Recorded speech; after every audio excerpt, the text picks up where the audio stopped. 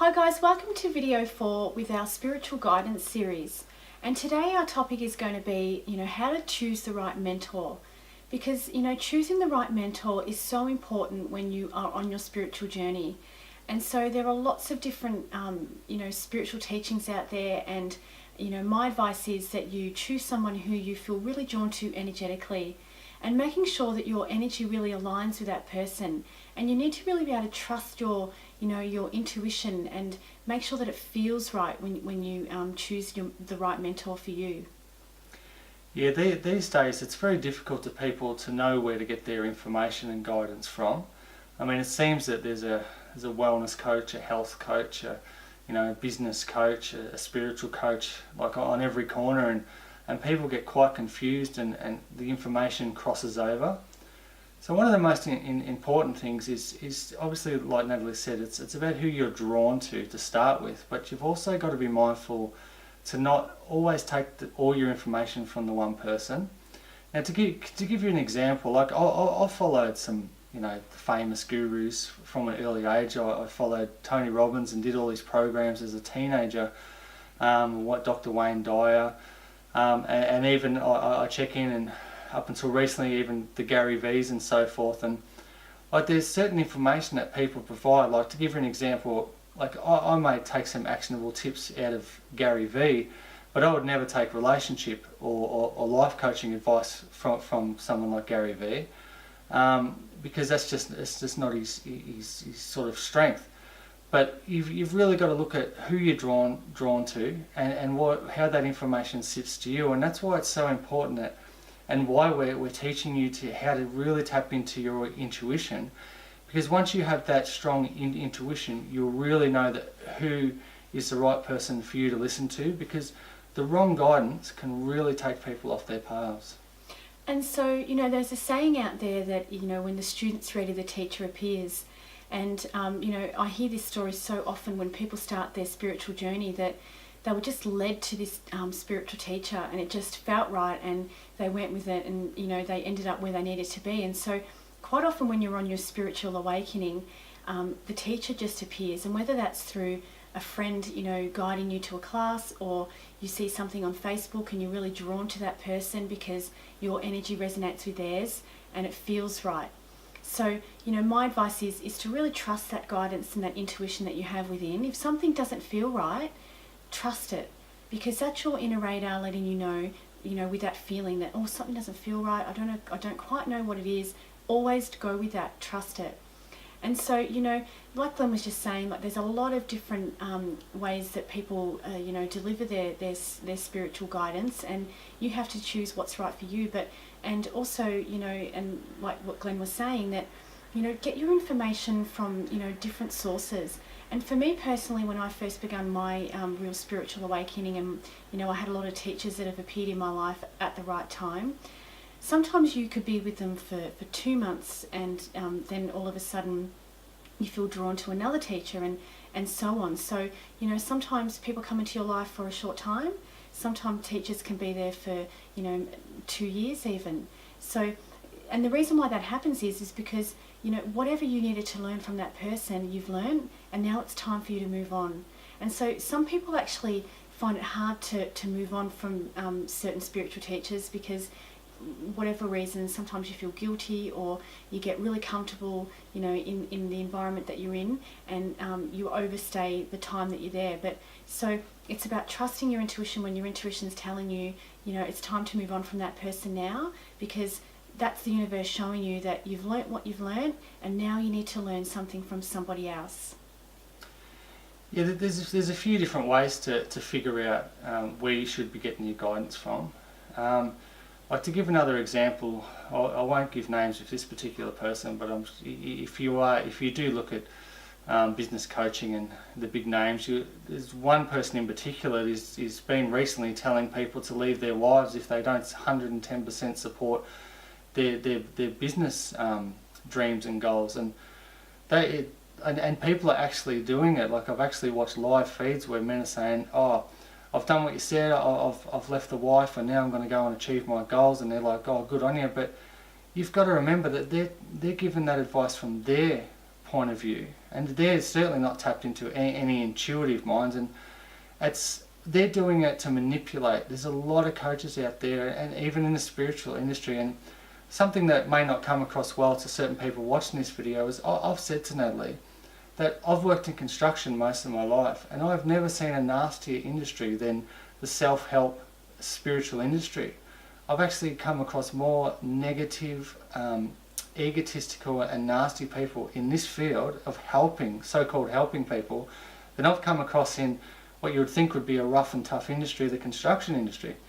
So what I allude to with that is you've got to be very mindful of being manipulated into following someone else's journey, rather than tap into your own guidance and really feel what suits you, and just pick apart what people's guidance. And that's for us as well. Like, some things that we may say may not sit with you, and that's because it may not be for you as an individual, or you're not there in that part of your journey, so it doesn't fit with you at that point in time. We have lots of people that come back to us and say, remember you said that a couple of years ago, and I sort of dismissed it, or now I completely understand it. And Natalie gets this constantly. People ring her up and say, oh, remember you said this, remember you said that, but they weren't quite there at the time, and that's completely fine, because we're all on different time sort of zone, so to speak, on our journey, and different things match up at different times. And so, Glenn makes a really good point there. You do have to be really mindful who you choose to actually work with you along your journey. And that's why, we wanted to make this video today, because it's so important that you choose the right person for you. And, how do you do it? Like, especially if you've just started along your journey, and, there are a lot of people out there who advertise things that seem so appealing, and, you get lost in the process and, confused who to go with. Well, that's where your intuition comes into it. And, intuition is such a powerful thing to be able to tap into, and sometimes your fear and ego can actually override, your true guidance. And so my advice is, if, you're looking for somebody and you're not sure if they're going to be the right suit for you, try and work with your intuition. And if something doesn't feel right, no matter what it is, that first initial feeling is what your intuition is trying to show you. It's your radar going, this is not right for you. And then what can happen is you have that feeling, and it's like, when you meet someone, when you first meet a person and you don't know what it is about them, but you just know that you're not going to, you just know that the friendship's not going to work out, or you just have this feeling like, I just don't know what it is about this person. That is your intuition. And I bet you, time and time again, you've ignored that intuition, and what your initial gut feeling was ends up happening. That is how you need to use your intuition with everything that you do in life. So, approaching, life with, if it doesn't feel right, trust it.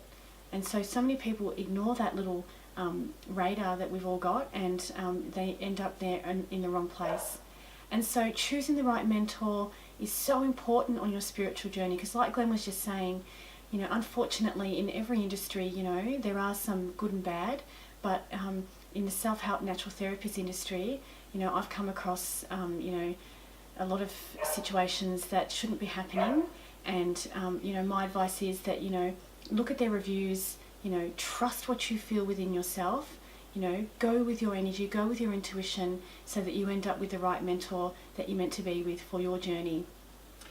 Yeah, and just to touch on what I said previously about the mentor that was sort of saying people to leave their wives and follow their path, because how dare their wives stand in their way, and they're not with the right person.